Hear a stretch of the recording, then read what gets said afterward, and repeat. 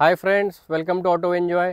So used car बघताय, second hand car घ्यायचा plan करताय, तर मनामध्ये भरपूर क्वेश्चन्स असतील की यूज कार घेताना कोणते कोणते पॉईंट्स पाहिले पाहिजेत, की जर मला गाडी जी मिळेल ती गाडी जेन्युइन आहे का, ॲक्सिडेंटल आहे का.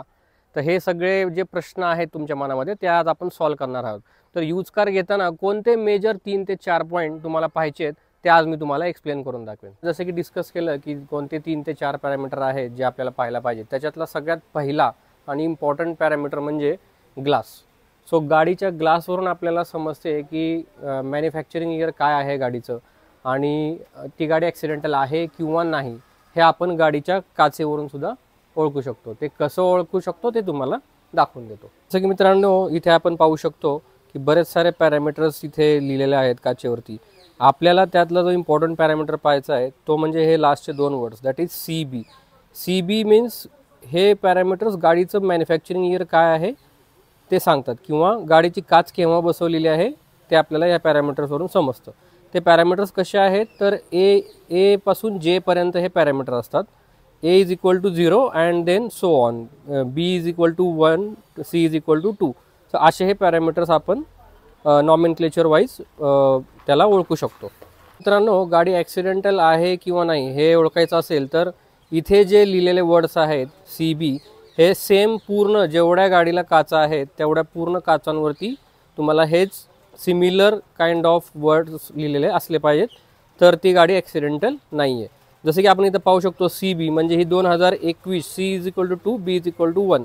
2021ची ही काच बसवलेली आहे. बट जसं की मला माहिती आहे की ह्या गाडीचा ॲक्सिडेंट झालेला आणि ही कार ॲक्सिडेंटल आहे, तर मी तुम्हाला दाखवतो की याच्या दुसऱ्या काचेवरती काय लिहिलेलं आहे.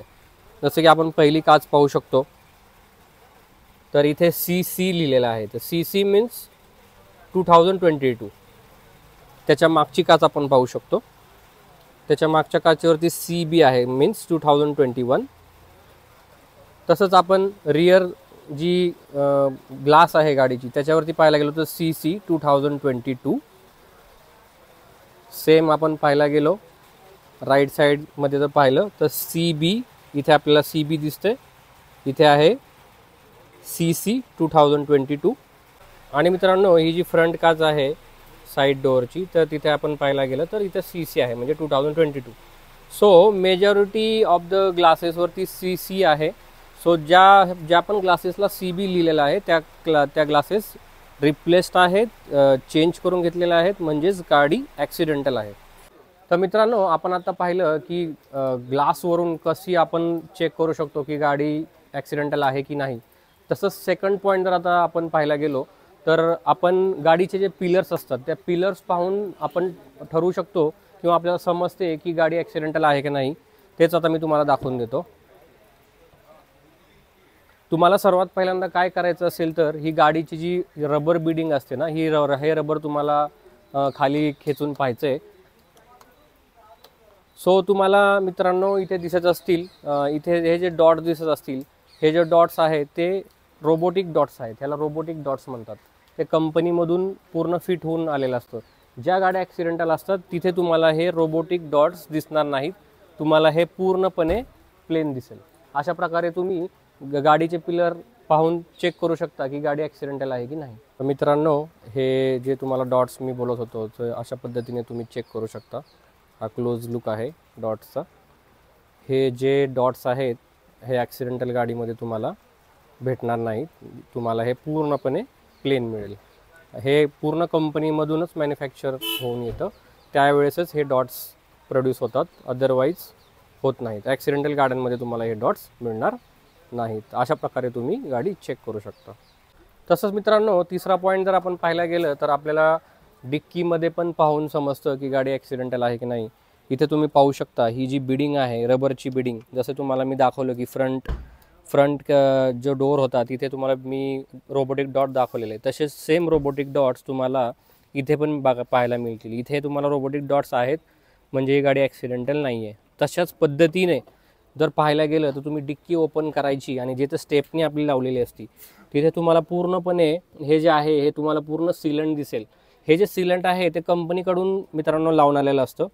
आणि जर गाडी ॲक्सिडेंटल असेल तर तुम्हाला इथे पूर्णपणे वेल्डेड स्पॉट दिसतील. सो जर वेल्डेड स्पॉट तुम्हाला कुठे सापडले किंवा तुम्ही पाहिले तर तुम्ही समजून जायचं की ही गाडी ॲक्सिडेंटल आहे.